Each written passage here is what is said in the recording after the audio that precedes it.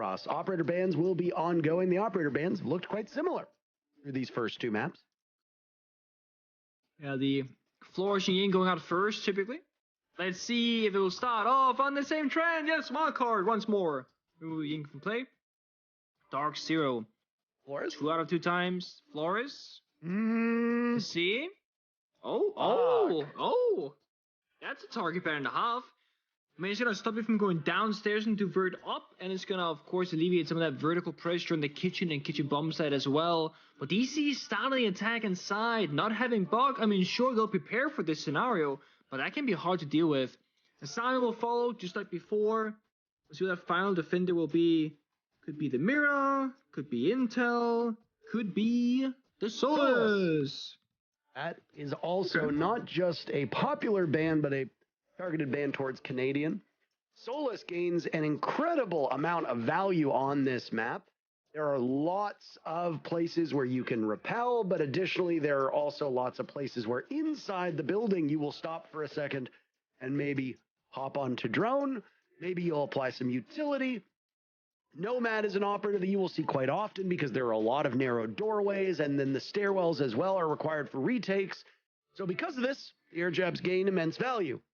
Solus is great for seeing where those air jabs are and knowing whether the route back is safe. And, well, given a particular struggle that DZ had in the previous map, air jabs might just prove to be their undoing yet again. No Solus available, though, so information for the defenders will have to come in other methods. Good news for them, Valkyrie remains unbanned and is immediately picked by Wildcard. No surprise. I mean, self-destruction, playing downstairs, having C4s. That is how Cafe should typically is being played out. Back in my day as a player, we wouldn't scrim international teams very often. You know, you can scrim from Europe against North American teams on the East Coast servers. You get like 80 ping or so. It's not nice, but it's doable. Back when TSM first came to the scene, we wanted to hear what all that, you know, excitement was about. We scrimmed them. We played Cafe. Back when Bolo was on the roster, of course, and we got slapped 7-0. And we never scrimmed TSM or any other American team ever again. That was it. We blamed the ping and said, you know what, the ping sucks, we don't want to worry about it. But the truth is, TSM was a phenomenal Cafe team. I'm saying this because Bolo is now on the squad, and yeah, this isn't his team, he's standing in for Wildcard. But if you are known as a phenomenal Cafe player, or at least a team on a great Cafe map, you can bring some of that experience, the calls, the setups, etc. Hasn't changed all that much. And look at that, look where Bolo is! Look, he's in that pixel spot by bathroom 90 pixel. A spot that is often referred to as Bolo's spot by some teams because he was one of the trendsetters in this position. You always deal with utility, flashbang flying at you, nades, smoke grenades, etc. And it's the first point of contact for the attackers if they want to drop in and take cigar control. DC, yeah, they take their time, they won't get there just yet, but they will eventually. Canadian on the Monty though can simplify this process if he can get inside of Piano and avoid the C4s below. 3 of them, Spirits, Pagger, and Adam. He can force Bolo off that position on Pixel and get Piano control for DarkZero.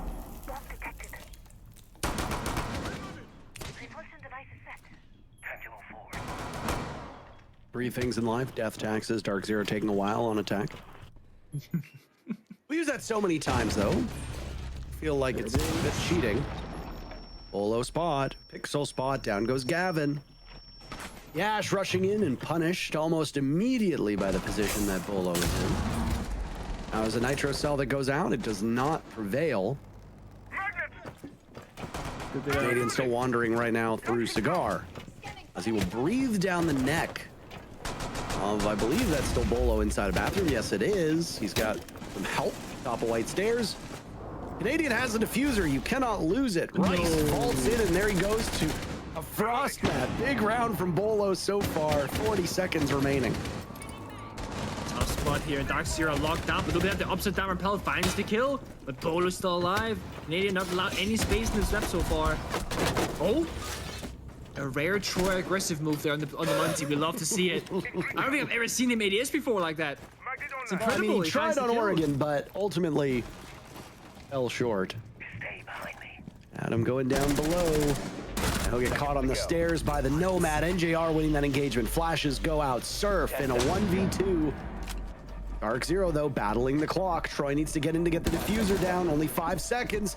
They're going to lose time again. Canadian going for the plant. Surf cannot get around the corner. There's an air jab. This is a tough spot for him to be in. And he's finished off by NJR. Just a little bit left in the tank for DarkZero in terms of gadgetry. Diffuser, I don't even believe went down. I was in the process of doing so. Wildcard get off to a hot start in the round, but then can't make up ground from that point on. Easy win round 1. It sets us up for a... I would expect the bang of a cafe game here, though, with how close the first and second map was, the back and forth, the individual heroics, and the moments where you're thinking, oh, this team, they sure have this round in the bag. Because looking at that round, you know, Adam, he sneaks down to like first fall white stairs, holds an angle, NGR walks into his crosshair, not knowing where Adam is, and still somehow it's NGR who comes out on top in that individual gunfight, setting up DarkZero for the 2 versus 1. Upstairs didn't work. Wildcard, you know, you might as well go through these bombs at rotations while you can. Don't force the same thing over and over because you don't know what bomb set might just favor you more. So downstairs they go to kitchen and kitchen. Not your typical bump set rotation. Most teams, they love that library hold. You can play top floor, play in the primary floor, and spread yourself out across the map. One of the big issues with this bomb site, being all the way downstairs, is roaming's pretty difficult. Because there's not really any ways back to the side unless you go down a staircase. That's difficult because you can get seen from outside the windows outside the building. Or you gotta drop down the dining hatch, but then you gotta open up yourself. And you want the attackers to deal with this hatch for you by using hard destruction, etc. So you're often forced to just play on the bomb site itself, and you play it out kind of like an Oregon basement, you know? You try and bunker up, you pick your corners, you pick your areas that you care about, like Adam, inside of VIP, scout ADSs, deployable shield, an important position for the defense. DarkZero on the attack. Typically we see them go for that roam clear, do the self-destruction, work their way down the hatch, but they got a sense and a blitz in this lineup. This is not gonna be any ordinary attacking round. DC are gonna scout for intel first. They always make... I think he's seeing ghosts, because we don't see anything. There it is, that's a good line. Yeah, they're gonna get their intel first before they make that call. But once they wanna go, because they've been hiding this blitz, they're gonna catch Wildcard by surprise. There's no Frostman to stop him. So this can go out, give Blitz the cover, then run into VIP and fight Adam one-on-one. I'm glad that you pointed out, Matt, because yeah, it's especially interesting, but Surf reads that perfectly. Gavin runs in amidst the smoke screen created by Sens, and Wildcard have now defanged a huge part of this DZ execute. Oh, Pamazoo almost getting the Yokai drone. A good catch inside a bakery. Things maybe not going off the way that DZ was hoping for. They got half the round to figure this out. Yeah. But they're down a very important part of their execute. Yeah, and the DC, you know, we tend to say that they have a plan A. When the plan A doesn't work, they scramble and they struggle in the round. It's a quick adaptation from them. They still got time to work with, but they still got to clear bakery. That's going to be their next big issue. The last attack didn't work, but this one has to be the one to succeed in this round. That Spirit's dueling so well. Looking for yet another. Not able to control recoil, but the sidearm gets the job done. Dumped upon by NJR. First player from DZ to get a kill so far this round. Now Canadian will need to follow up. NJR gets 2. He's been fantastic. Canadian dealing a lot of damage. Wildcard now with Bolo and Surf remaining. 2v2 with 35 seconds left. This has somehow become one of the fastest DZ rounds that we've seen in a while. Nitro Cell goes out. NJR still alive, persisting in this spot. Does not know where Bolo has moved to. They have a good idea of Surf, though. And he will continue to spam ping away. That T5 is the gun for it, but NJR is just on something else. He'll need to clutch against Bolo.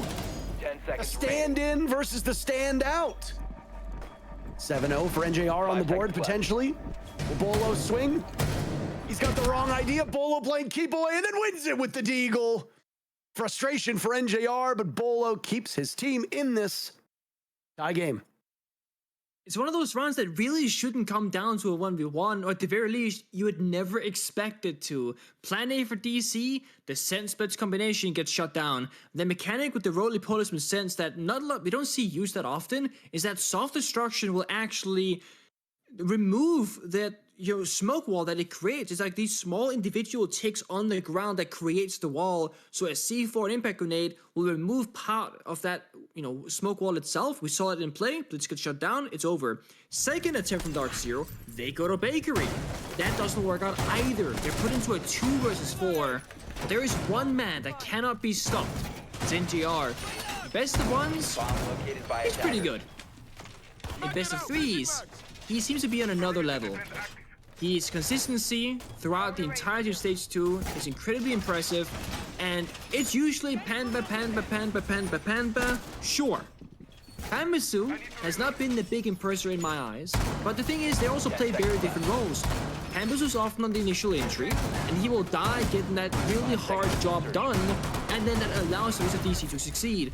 But NGR, he is your perfect backline player. He's that classic, like, it's about Day from BDS, Souls from Brazil, where, yeah, you drone, you heartbeat, you plan, whatever. But when you needed to do the entry job, or come into a clutch round, or when you get enabled, they just show up, and they are ridiculously consistent, and that's the scary thing about them. If you have somebody like NGR on the team who will show up 9 out of 10 times and pick up 2, 3, 4 kills out of nowhere, that is your strongest backline kind of thing you can possibly have. And for DarkZero right now, he is carrying them through so many of these mid to late round scenarios for them. And it has been the early round struggles for DC. So without NGR, I gotta say, I don't think we'd be looking at a third map right now. There's no doubt about that. Desk yesterday tripped over themselves to talk about Panbasu and what he could accomplish. For good reason. But it's been NJR who's been the star of the show. Just as I think you could argue yesterday that Map 2 isn't anywhere near as clear-cut, or competitive rather, and would be far more clear-cut if it wasn't for Adam's position. True. And then you could look at Map 2 today. If he doesn't pick up those 6 enormously important kills in the final 2 rounds of Oregon, Wildcard likely go to overtime against DarkZero, and then who knows what happens there. Solo's been very mortal so far, but I will say, that's been an impressive showing through these 2 rounds. Down goes Gavin. He's been dying a bit too early for comfort. 0-3 on very critical rolls. DZ are at a loss because of that. No Spirits was punished down below, so at least at the same time you keep the numbers even, though I would much rather lose my mute than lose my ace. Oh, this nade. Oh. Polo was in such a bad spot, man. Now there's nades done to Canadian and a follow-up from Packer. That unfortunate series of events, but Panbasu's got 3 kills. A 4th awaits him down below and reading. Advantage for DarkZero now. What a ridiculous round. I mean, DC really just catching Wildcard by surprise with these early pushes. Had a minute to go. That's a clone, sir. Don't get too excited about that. What looked like a free kill. Panba's low on HP though. This is still very much around for Wildcard. They're playing off the bombs because of that vertical destruction, but NGR, he loves this garage staircase, always coming from below, walking up. He's gonna catch Wildcard by surprise. What can Adam do? Seconds remaining. He's got a visual here. 10 seconds left. Easy going for the plan. Adam sees it, but goes for the coverage first. Rice seals the deal. Easy win another round. They're up by 1. When you start getting to the end of this best of 3, the match point, the overtimes, the third map, you gotta start taking into account that one team here, much more experienced than the other. How long they've been in the game for, what kind of events they've attended, what they've won, their titles, etc. Wildcard, they are not a team that I think anybody really expected to be playing for a major spot for this stage. Just getting put together. You had those open trial scenario and whatnot, and people are like, yeah, there's no way these guys make top 4, top 3, etc. There's no way. And they started off so hot in the nail that very quickly they got put on the map. But reality is, they're not technically supposed to be here. And when you're gonna go up into this third map and pressure at its highest and it's intense and it's stressful, you're playing with a SOP, things are against you, it's tough. Well, I start to worry for them sometimes. Wildcard, they play the best when they play a little bit cocky, you know, arrogant, in-your-face style of siege, and they play with confidence.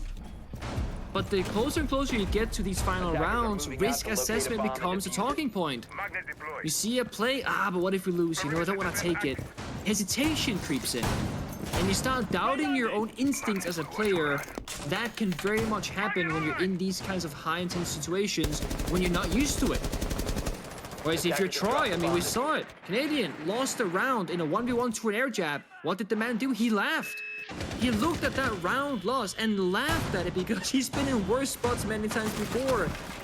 If you're Wildcard, probably not going to be the case for you. DC, they're still applying this early pressure. The calls coming in, the early drones, applying all this pressure. But you see Adam, he's still fighting for it. Once back up the staircase, stays alive.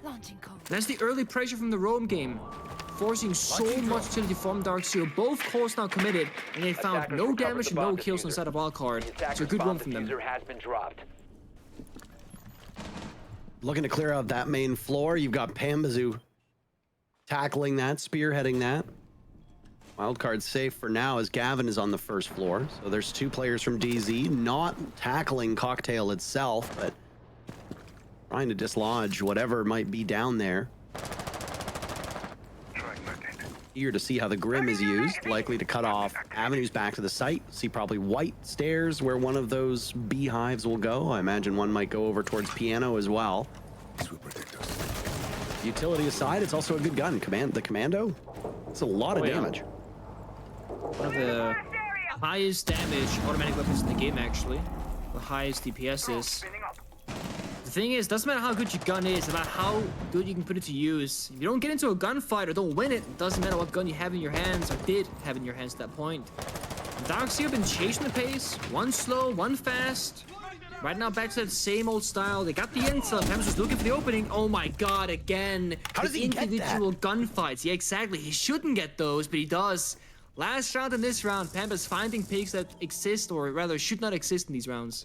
DZ might not be doing well in the overall first blood portion, but still sticking it in the rounds. They might lose the early bit, but the mid-round through later, that works out quite well. Gavin finding his first pick. It's on to Adam playing down below. That should be Wildcard on the second floor, but Packer remains. Inside a laundry, he hears the bees around him, and there's no way for him to retake white. Instead, that's where Surf is positioned. More will be on his shoulders. Rice primes a nade ready. Bolo walks up. Surf swings. Down goes Rice. Wildcard sitting pretty with only 10 seconds to go. Again, time not on the side of DZ. Another for Surf. Canadian attempting the defuse. NJR rushing in, saves his teammate. Bolo is down. Packer will need to stop it with the nitro cell. It goes off and catches Canadian. Bolo is still bleeding out. If Packer can get over there, this can become a 2v1 very quickly. But NJR will go up top and play off the skylight. Bolo back to life. The two players from Wildcard now retaking the top floor. Up red stairs they go together as NJR sits over top of the skylight. But he's got so much time to kill. Wildcard has zero information as to where this will be. One of them are going to have to hop onto the diffuser while watching the skylight. There's Packer on it. NJR the pick. Bolo knows he's up there. 9 kills for NJR. And a 10th to be found. DZ 3-1. When you need it, hero, when you need your stable backline, who do you call? It's NJR. I mean, the timing in that round. The second he walks into the double door, you're thinking Troy's gonna get killed, surely, right? There's an enemy right next to him. No, he gets saved. And then, bit of a blunder of a C4 downstairs, I think a bit of miscommunication about where exactly that plant was going to be going down. The correct C4 location would be inside of that reading room, when instead the Valkyrie was circling the downstairs area, looking for the right angle. It was just a little bit too late. Troy did get the plant down successfully. NGR, again, very smart. Recognizes, okay, 1v1, one person's injured, don't care about that member. I'm just gonna go up onto the roof. And the issue is, when you go for that revive, if you're Packer, is that you don't have a lot of time. Bolo and Packer, when they approach that top floor portion of the map, they had 16 seconds left to defuse and find where NGR was actually playing at. The quote-unquote obvious, place he was gonna be at is Skylight. But if you don't know, you don't know. And that's simply the problem. They had no idea despite playing Valkyrie, despite having a lot of information on the board, it's found out by DarkZero. All that time is spent on their drones, setting things up. It's all to set up that late stage execute, so that when they get down to that bomb site, they have dealt with like the ADSs, the Valkyrie cameras, etc. Because they do all the work beforehand, not during the site execute itself. And it's why it takes longer to get in into those positions in the first place. Grim's an operator that we didn't see a lot of when it first got introduced to pro play. But Grim has gotten buffed in the most recent patch, and the patch before that one. B's radius got bigger, lasts for longer, spots you for a longer duration, and now you can also bounce them off surfaces to get them into more neat positions, really. Instead of dry peeking angles with your gun up, or your gadget out rather, just bounce them off a wall, easy peasy. For Cafe, Grim's seen a lot of play in North America and in Brazil. It helps give you intel instead of droning past the corner, just get some beasts in there. If there's an enemy, they get spotted. If you don't get spotted, then it's clear. Easy does it. Can be used in combination with grenades, cannons of fire, or a blitz. As his kitchen and kitchen bomb site will be the place where DC they think blitz is very much needed. Last time it did not work out whatsoever, but was shut down. Maybe this time will be better. Oh, it was a nice impact that was tossed that revealed some through the fog of war as the Sen's roller gadget went in front. I think it was Surf who got the pick from that position. One thing is that when Blitz is charging, if he's not going at you head on, he's very easy to kill, as it's only going to take a single bullet to his head or fire at his shoulder. Now, Gavin's going to do the exact same thing, same result. It's Adam, though, who takes him down. So I don't know if it's Gavin being set up for failure by the team or Gavin himself taking initiative and ultimately falling short, but Gavin has been the first casualty almost every single round for DarkZero. And by playing hard breachers and playing shield operators and playing one of the first ops to get into the building, there's an idea that DZ has here that just has not been realized if Gavin keeps dying early. Here's Rice, though. Flying under the radar. Wildcard lose 2. Bolo tosses out a nitro cell. Down goes NJR. That's much bigger than it should be. But with the way he's been playing, this has been his series so far. Leaves a 3v3 with 40 seconds left. They're going to do a pause here, though, because these here are kind of locked out here. They got to figure out where are the 3 defenders actually playing at before they can make their final decision. Pag got a shotgun instead of Bakery. Got those black eye cams giving intel to the defensive side. You see this crossfire. Surf's in the middle. He's going to set things up, but the intel is there from DC always. Now Pambazoo's made it in. Down goes Surf. He's not expecting Bolo in that position, but Rice picks him up. Packer, no 1v2. Goo Mines being hit. DZ need to get that diffuser down. Packer looks like he is absent. A Yokai will need to take measures into his own hands. Peeking out of prep now inside of kitchen. Rotating around, he spotted one player. He can't control the bearing 9 nor make it work with the clock. Pulling out the shotgun, he saw Rice for a second, takes the engagement with Canadian, but the job is done by the team captain himself. This is very quickly running away from Wildcard. 4-1 for DarkZero in the first half. One more round to go. There are moments of victory, though. I mean, how the opening duels are going favoring Wildcard, and Adam, I gotta say, he played that round so well. He was the Jaeger inside of VIP that killed Gavin on the Blitz, and what he did was that the smoke grenade was tossed out by the Blitz, and Gavin rushed into the smoke. Sprinting, right? Meaning his legs and his feet are exposed. Adam simply proned on the ground, and the moment he saw any move in the smoke, he just sprayed straight at it at feet level. It's the only way that Gavin and Blitz dies in that position because Jaeger doesn't have any tools to deal with the Blitz. No impacts, no C4, no toxic babes, nothing. So it looked like a really dumb play, but it's how Gavin failed in that round, or rather how he was shut down, should I say. And I don't feel like DC is setting Gavin up for success, but he's certainly not finding it. Wildcard, always they have his number. They're shutting down the splits. It's just simply not working. But with all that being said and done and how well Wildcard played that round, it's DC with 3 round victories on a row on Cafe Attack. And Wildcard, well, they just called their tactical timeout to figure out exactly what went wrong. Both teams will be able to talk. They took down NJR early and you thought that might be the round. No, not at all. Rice goes big with 2 very important kills. Flushing the players out off site that could have impeded Canadian's ability to get into the site and get the diffuser planted. Bolo was the big one. Once you got rid of Bolo, freezer control was completely in your favor. Canadian walks in, gets the plan, and yeah, they didn't seem to know where the Echo was. He was too far back to really be a factor.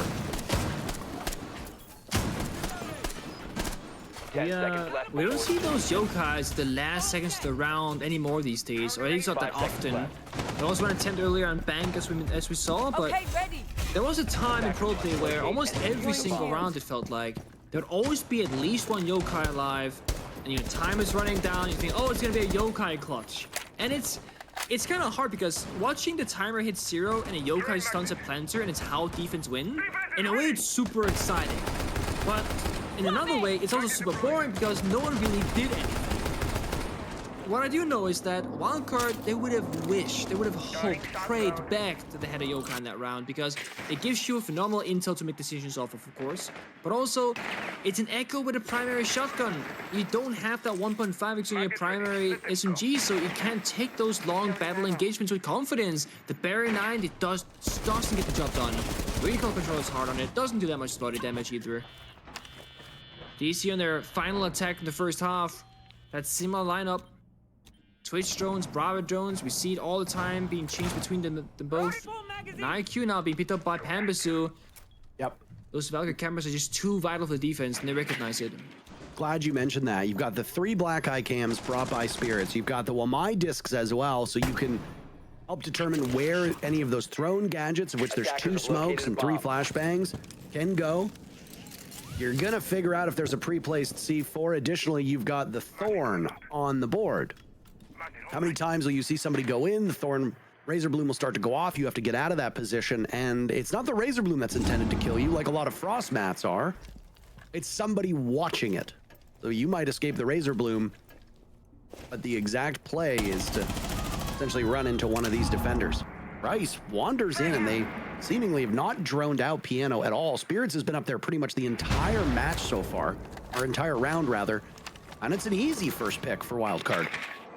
That's not like DC. I mean, we talk about how they spend so much time droning and setting things up, and then they just simply forget or miss out, you know, droning Piano. One of the most crucial spots off the top floor as well. One of your first parts that you enter the building at.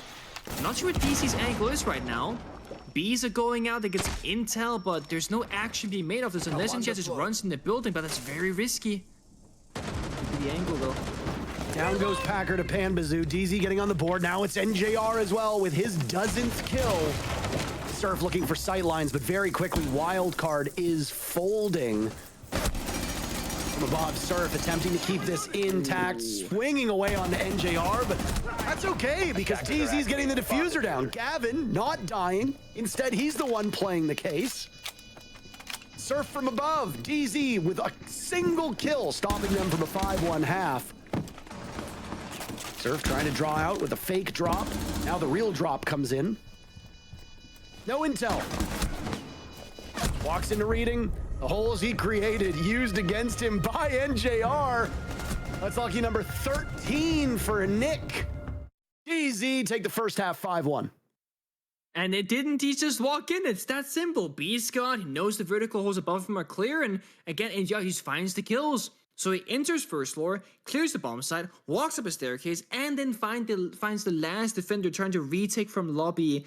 I mean, again, phenomenal round from DC. It looks like what's the plan here, but once they actually show us the bigger picture of exactly what they're going to be doing, it makes perfect sense. And it's how Grim is such a phenomenal operator right now. Because again, as I said, if the bees don't spot anyone out, you know it's clear. Imagine you gotta throw up a drone, check every corner, check the area, then get off the drone, then sprint in. It takes so much time and effort. Just be one window, be the second window. No red pings? Okay, it's clear. Sprint on in, get 2 kills, run upstairs, get the 3rd. Boom. Easy round for NGR and DarkZero. Yeah, that's 5-1. And Wildcard, they look a little bit defanged here.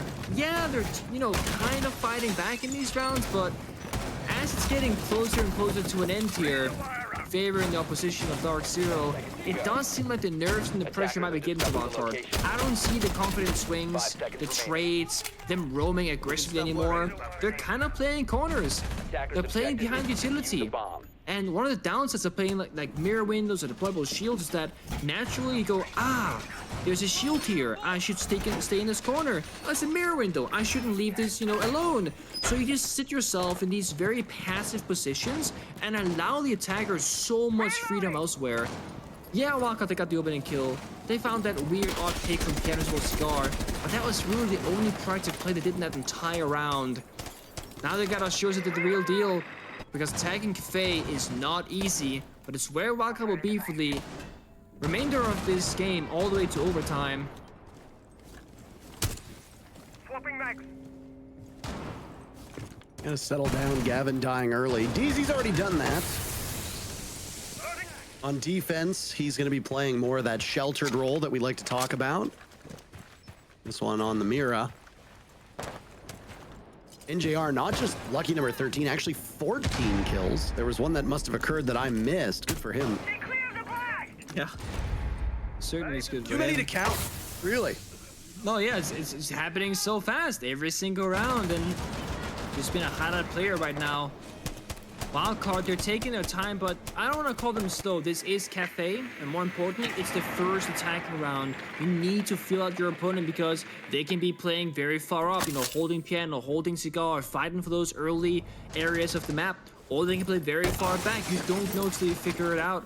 So this is one of those, let's see what the opponent wants to do, and then adjust around it. But the soft timer of DC, it was 120 on Oregon, it's about 120 on Cafe as well. They surrender the top floor hold. They deem that time has worked in their favor. They can now fall back and still be in an okay position. The bomb site is mining, not that normal reading one. So the soft destruction that we see above in Piano and such will do a lot of damage to the bomb site later on. No observation blocker brought from Canadian, so a bulletproof camera with the Jaeger. We talked about that back on Oregon. For those that might not have been familiar, that secondary gadget doesn't see a ton of use, but in this instance, won't see it at all. Bolo first pick dies to Gavin. Adam looked like he had the follow-up now inside a reading, but DZ clobbering Wildcard. This has been a really impressive showing for Wildcard. Not just this match, but the stage as well. A team assembled, I don't want to say last minute, but cobbled together over the public, was it the public tryouts that they did? Yeah. And honestly, it seems like the sky's the limit. That DZ sweep right through them. That was not a struggle whatsoever. 5 rounds in a row from DarkZero, 6-1. This is certainly not the final map that we deserved nor wanted. After we were treated to 2 of probably the finest maps that we have seen in a best of 3 so far, going back and forth. The fact that Wildcard was able to stack up to DZ with Bolo coming in at the last moment as the 5th player was remarkable. But it looks like the magic has ran out. Yeah, 6-1 for DarkZero. They're a single round away from clinching a spot in Atlanta. There's also a team in Wildcard that they're not really used to best of 3s either, right? Again, we talk about experience, comparing between DarkZero and Wildcard, where, one team plays mostly best of 1s, and one team has played best of 3s as well as best of 5s before. Composing yourself for a long duration in a best of 3 series is different from that of a best of 1. You can just give it your all in one game, that's it. Also mentally, preparing for 3 maps strategically with Prep Warrior versus a single map. A lot more to keep track of course, as an individual player.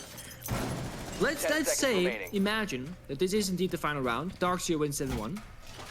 The score is one thing, but what I want to see is Wildcard going out like blazing. I don't want to see them play passive and spawn, waiting around, struggling to get into the building, and not taking these gunfights. I want to see Wildcard unleashed. Play that fun, aggressive, in-your-face, as I said, the cocky, confident playstyle that they bring usually in this stage. Yeah, again, sub player, they're down 1-6, whatever. Bring themselves out here, show them, us, fans, etc., what they can do, what kind of team that they are, and try their very best at the very end. Not be too afraid of the result here. Most people have probably counted them out because of the circumstances they play under, because they're up against DarkZero, a much more known team, and much more known players. But they put up such a good fight in the first 2 maps. And even though this is one-sided so far in Cafe, I want to see more from them on their attacking side. Drone ready. Monty to seal the deal. for Wildcard on this round. Keep their team in it. God, it'd be an obliteration for DarkZero to win 7-1, one of the more lopsided maps that we've seen in the entirety of Stage 2. I don't want it to go there. I would like a spirited and close third map. That's what I want. Sometimes my desires aren't what's most important, and if DZ truly is the better team, then they need to show it. There goes the Monty, Canadian with Nitro Cell still in hand, but the Monty is now pressured up to a position where that Nitro cannot be of use unless he threads the needle through the hatch, but Canadian doesn't have any information. Rice will see the Monty as he now moves over towards White before stopping. There goes the Nitro Cell, tossed up, but Spirits is already far enough away. Now he's taking damage on top White as NJR has died. 15 kills for NJR is mighty nice. Rice sees the Monty. Spirits unsheathing the pistol. A grenade goes. Good coordination. Packer finds two. Panbazoo and Canadian, the only two remaining, and Packer's in the bomb site now, getting the diffuser down as Canadian will retake. Panbazoo will have to do the same. Packer finished off by Canadian. And now he gets another over towards White Stairs. Panbazoo finishing the deal. Surf on White. Panbazoo getting down Bolo. He flies over the railings. Panbazoo will be able to get himself back up to full HP. Attackers have recovered their diffuser. Surf grabbing the diffuser with 40 seconds to go. Panbazoo, 1 kill away. He's let NJR enjoy the spotlight for a while. Planting upstairs, now it's Panbazoo circling in. Surf doesn't seem to know this. He hops off. That sound goes to Panbazoo. Will give his position away as he looks for the sledge, and the win goes to Surf.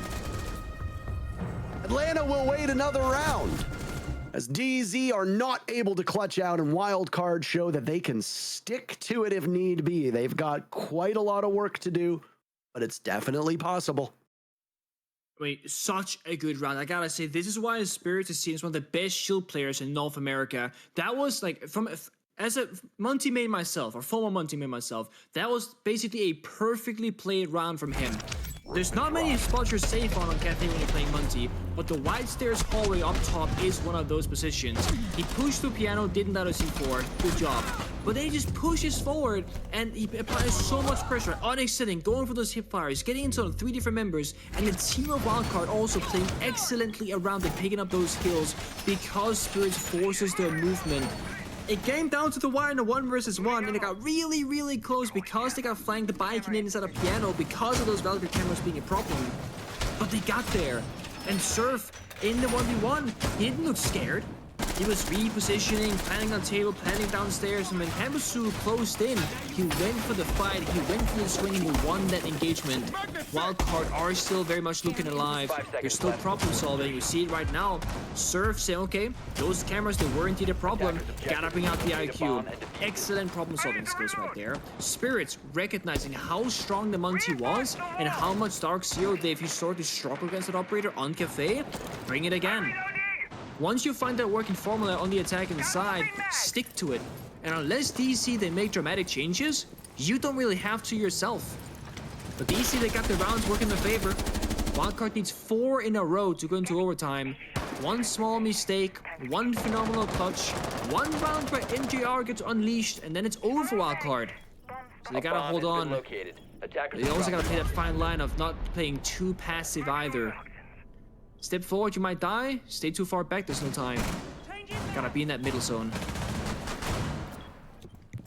Canadian down below in a similar spot as before. The Valkyrie in train and looking towards mining. It's the adjoining part of the map between the 2 bomb sites. I liked what they were trying with him before, but he was too slow to toss the Nitro Cell up and remove Spirits from action. Spirits will again be on that Monty, so Canadian might have another opportunity should Spirits go through that same place. And oh, look at that. I don't know if he can reach with the Nitro or not. But he still got it in back pocket. Half of the round gone now. Oh. Surprise. Ooh-ha. On the window repel, I guess, or something like that, maybe. Either way, opening pick. Wildcard are down pretty bad here. Spirits, you want to make it to get the Monty in first usually. It's Ibana who dies. They're on the window where Pal is playing much more, passive, should I say. And yeah, Spirits is in, but no one's quite behind him. Surf is the next man in line, basing piano. He's scanning out the entire time, just finding those cameras, checking for C4s, making sure everybody's nice and safe downstairs, or if there's an enemy to be found. That's close. Surf stays alive though. Rice needs a little bit of damage, but it's not looking too well. Spirits is mighty safe from the Muncie, and he gets into on extent. It's a free kill right here. Surely he doesn't know. Spirits is in. Shield down, gun out. Goodbye, NJR. Bolo will join him inside of reading and now look farther. But guess what? Gavin's still in there. They haven't punished him yet. Adam will. Surf still holding above. Adam another. DarkZero struggling to get back to the bomb site. Canadian and Rice will need to clutch up. They did it before, but on attack. Can they pull it off on defense? Here's the Nitro to go. Adam peels off. Diffuser is down. You get the kill, though. Now the timer will run. Canadian and Rice working together. Spirits and Surf injured. Still going. Now it's Surf popping on through the floor. Taking down Rice. Canadian botches the Nitro cell. He'll have a second attempt.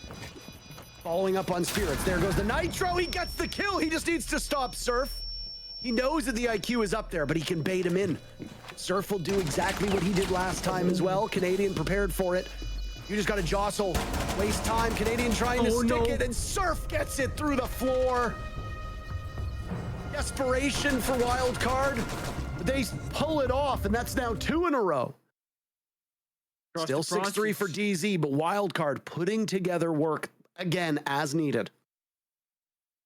It's gotta trust the process. The IQ literally won them the round. It was picked for the Valkyrie, but who knew the IQ could see people diffusing through the floor and get those kills? We've seen it probably before where, you know, a player who doesn't play IQ very often forgets what the capabilities that gadget is, or what it can do at least. But Surf's showing that he can find kills with the gun, with the utility, do soft destruction. He's everywhere right now. And in both of the attack rounds, it's him doing the heavy lifting in the clutch moments. The 1v1, then the 1v2 technically speaking. And Spirits and Monty again leading the way, getting his teammates inside the building. That's also while Packer died first. That was a 4 versus 5 round for the attack inside. C4, Adam just gets the plant, and that's huge. First kill was pretty clean. Fourth bullet gets the kill. But when it came to Canadian in that 1v1, I was like, oh no, if you whip it, look at this. Oh no! Micro adjustments, shoulder tap gets the kill eventually. But if he had missed 1 or 2 more bullets, he might have given up and said, okay, that's the wrong angle, gotta readjust. All of a sudden, he might get that diffuse. A couple of seconds left on it.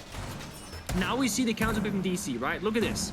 The Echo, the Smoke, the Lesion, and of course, they're playing at C4. This is just them saying, if we kill Spirits, we kill Wildcard, we take that 7th round, and we go to the Major. And that's what this lineup is. This is purely about just taking down the Muncie, and that is it. Wildcard, they won't know this right now, they only have the drone fish to figure it out. But when they get into the building, when they start seeing what the opponents look like, operator-wise, they'll realize that they're out to get them with a direct counterplay. Adding to protection from grenades. Reloading! This match has the potential to tighten up. Wildcard have no room for error whatsoever. They've already won 2 in a row. Easy going through that impressive stretch in the first half. 4 rounds to seal the first half as theirs, and now they will have some greater difficulty as Gavin goes for the run out. At one point he was 1 and 5. There's another run out. Canadian can't hit water if he fell out of a boat. Gets 1 pick, but does not get Bolo. Not so. He sees the shield, will now try to soften up Spirits with those impacts. Down goes Bolo to Pambazoo, what little remained of Bolo that was, and now it's Rice! Only 1 player remaining. Wildcard. Looking like the LCQ is your way to Atlanta. SI likely falling away as well. It has been an incredible run for them so far, but it ends today. An absolute masterclass on Cafe from DarkZero. They earn the win. 7-3 on the final map, and DZ are major bound. We know the 3 teams representing the region, and 2 of them are up next to battle it out and see which team is the best in NA, M80 or Sun.